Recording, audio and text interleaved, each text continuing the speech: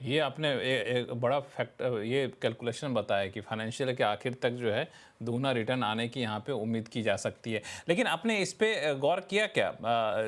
जो result season का आपने हालांकि जिक्र किया, तो इस पूरे अर्निंग सीजन को अगर हम देखें, चूंकि अर्निंग सीजन अब खत्म हो गया है, तो उसका क्या टेक अवे निकाला जाए यहाँ से? देखिए, टेक अवे अगर हम निकालें तो स्मॉल कैप की अर्निंग्स की रिजल्ट 1% की रही है। तो इसमें से ये देखें कि निफ्टी की जो अर्निंग्स है वो अच्छी आई हैं, मिड कैप की अर्निंग्स तक अच्छा है, 15.5% की ग्रोथ आई है year on year same quarter.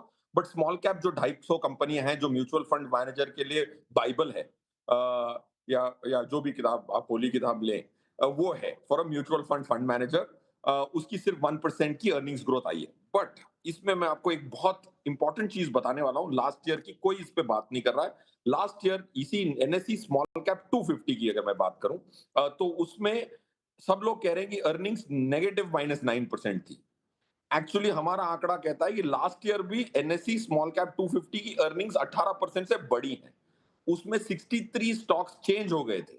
वो चेंज हो जाएं तो आपको चेंज को हटा के अर्निंग्स ग्रोथ देखनी है। तो लास्ट ईयर भी स्मॉल कैप की जो नैरेटिव थी कि अर्निंग्स नहीं आई है, वो बिल्कुल ना बेबुनियाद है। 18% की लास्ट ईयर स्मॉल कैप 250 पे अर्निंग्स की ग्रोथ आई है। वो 63 स्टॉक्स जो बदले, उसको हमें बदलाए बगैर देखोगे तभी अर्निंग्स होगी। करेक्ट, अगर एक वाई कंपनी आती है आपके इंडेक्स में, एक्स कंपनी को निकाल देती है, तो आप वाई की प्रॉफिट को एक्स के प्रॉफिट से कंपेयर नहीं कर सकते। वाई की प्रॉफिट को लास्ट ईयर की वाई की प्रॉफिट से ही कंपेयर करना चाहिए। वो किया तो लास्ट ईयर भी 18% ग्रोथ हुआ। To come back to your pointed question, Lakshman ji, ये तात्पर्य निकलता है पहले क्वार्टर के बाद कि स्मॉल कैप की जो अर्निंग्स है इस बार जेन्युइनली थोड़ा दबदबा बना है। थोड़ा दबदबा बना है। फ्यूचर के लिए इससे क्या एक संकेत निकाला जाए, पंकज जैन जी? लक्ष्मण जी नमस्कार, थैंक्स फॉर हैविंग मी। जी। सबसे पहले आई थिंक सभी दर्शकों को इंडिपेंडेंस डे की और जन्माष्टमी की बहुत बहुत शुभकामनाएं। नाउ कमिंग बैक आपको टू भी और सभी जो पैनलिस्ट अभी को और हम दर्शकों को डिस्कशन भी कर हम रहे लोगों की थे। तरफ से शुभकामनाएं।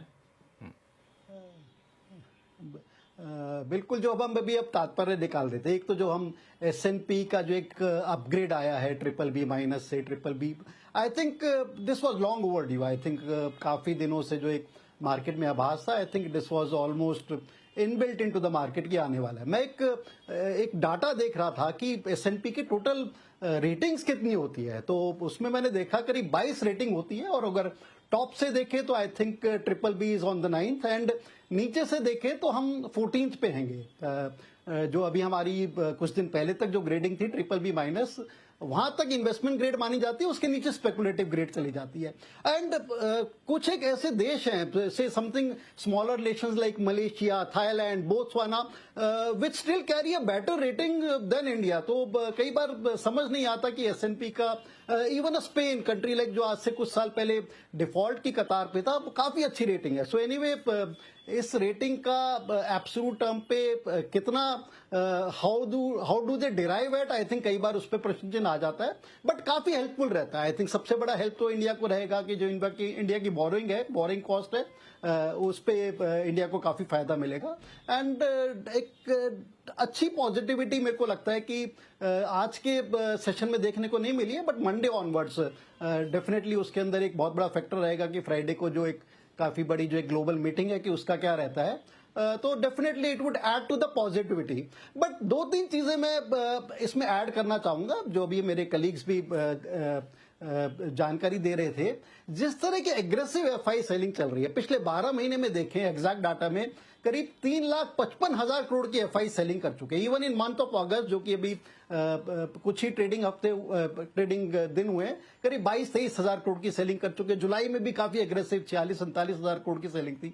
सो all in all I think they been aggressively selling for last 1 year. और उसका एक कारण, apart from all the kind of result season, result definitely पिछले 2-3 क्वार्टर से काफी एवरेज रहे हैं। इवन इस क्वार्टर के जो रिजल्ट रहे हैं, I think average to not so good, अगर मैं इसको थोड़ी सी पॉजिटिव भाषा में बोलूं, that has been the kind of results. थोड़े से स्पार्क्स रहे हैं, पॉजिटिव स्पार्क, जो कि कल ही हमें देखने को मिला था, समथिंग लाइक मुथूट फाइनेंस में देखने को मिला, but those were I think very few kind of spark जो हमारे को पॉजिटिविटी में देखने को मिले।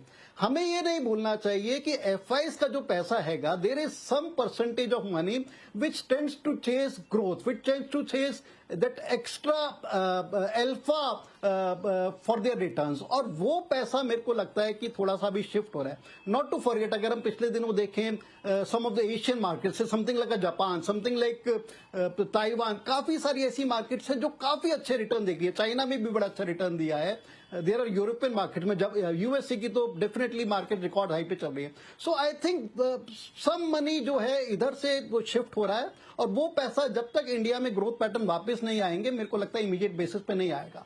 डेफिनेटली जो हमारे डोमेस्टिक में पैसा आ रहा है, that is helping us stay where we are. So मेरे को लगता है कि अभी इमीडिएटली एग्रेसिवली कोई एफआई का पैसा रिटर्न यू टर्न में शायद ना आए, it take some more time. और जिस तरह से क्वार्टर 1 की कंपनीज की कमेंट्री भी रही है, क्वार्टर 2 में बहुत ज्यादा इंकरेजिंग ग्रीन शूट्स की बात नहीं करते। एवरीबडी इज बीन टॉकिंग कि क्वार्टर 3 में हम हालात या हम रिजल्ट्स काफी बेहतरीन देखने की बात हो सकती है। क्वार्टर 1 के जो रिजल्ट आए हैं उसको क्वार्टर 1 के रिजल्ट से आप मान के चल रहे हैं कि क्वार्टर 2 भी बहुत उत्साहित मत रहिए, क्वार्टर 3 में चल के चीज़ें थोड़ी सी ठीक होती यहाँ पे दिख जाएंगी। पराग ठक्कर साहब, आपको मैं जोड़ूं, लेकिन एक छोटा सा कमेंट मैं अनुज जी से ले लूं। अनुज जी, पूरा अर्निंग सीजन को लेकर के अभी आपने फिरोज अजीज जी को सुना, अभी जैन साहब बता रहे थे, जैन साहब का कहना था कि बहुत उत्साहित नहीं रहा, क्वार्टर 2 को लेकर बहुत एक्साइटमेंट इनको दिख नहीं रहा है। आप कैसे देख रहे हैं इस अर्निंग सीजन जो लगभग खत्म होने का कगार पर है? बिल्कुल, देखिए लगभग नहीं, आज रिजल्ट सीजन एक्चुअली ख़त्म हो गया है लकीली। तो लक्ष्मण जी, जैसे कहते हैं ना कि अगर आपकी परीक्षा ही नहीं होगी तो आप फेल तो होंगे नहीं। तो ये आप मार्केट को, अर्निंग सीजन को इस तरीके से देख लीजिए कि अब ख़राब खबर आनी बंद हो जाएगी कम से कम। जोक्स असाइड, अर्निंग सीजन ख़राब था, लेकिन डिज़ास्टर्स नहीं था, वॉश आउट नहीं था, एकदम ख़राब नहीं था।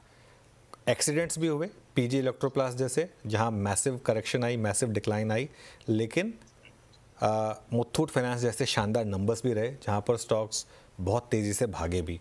कई स्टॉक्स थे इस मार्केट में भी जो ऑल टाइम हाई पर रहे नंबर्स के बाद। इटर्नल हो गया, मैंने मुथूट की बात की, काफ़ी स्टॉक्स थे, काफ़ी कंपनीज थे जहां क्लियर साइंस थे कि worst is over. Asian paints जैसी कंपनी है फॉर एग्जांपल, वहाँ देखिए आप नंबर्स के बाद अच्छे मूव्स रहे हैं। यहाँ पर हिंदुस्तान यूनिलीवर के नंबर्स, ऐसे कई नंबर्स रहे जहाँ पर साइन बन रहे थे। ऑटो कंपनीज में काफ़ी नंबर्स थे, आप हीरो मोटोकॉर्प के नंबर्स देखें, आप अशोक लेलैंड के नंबर्स देखें।